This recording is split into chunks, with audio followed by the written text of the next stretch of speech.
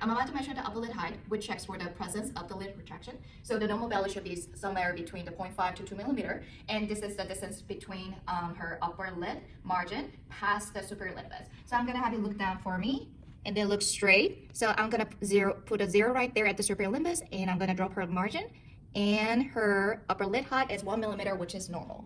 I'm going to measure the marginal reflex distance, which is the distance between her corneal reflex to the superior lid margin, and this checks for the presence of ptosis or the lid retraction. So I'm going to have her look at the light and measure the distance between them. They are 4 millimeter, which is normal, and the normal ranges are to be between 4 millimeter and 5 millimeter.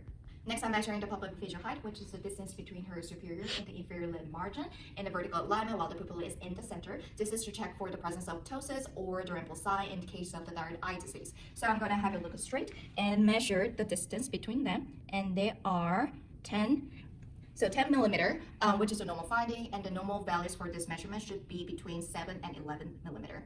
So next, I'm going to measure the levator function. So this is the distance the superior lid margin travels while the patient is looking down, full down gaze to the full up gaze while the frontalis muscle is held immobile. So this is to check for the capacity of the levator. So first, I'm going to hold the frontalis muscle immobile, and then I'm going to have you look up all the way up for me. So she's measured to be 60 millimeter, and the normal range is found to be 50 millimeter or more.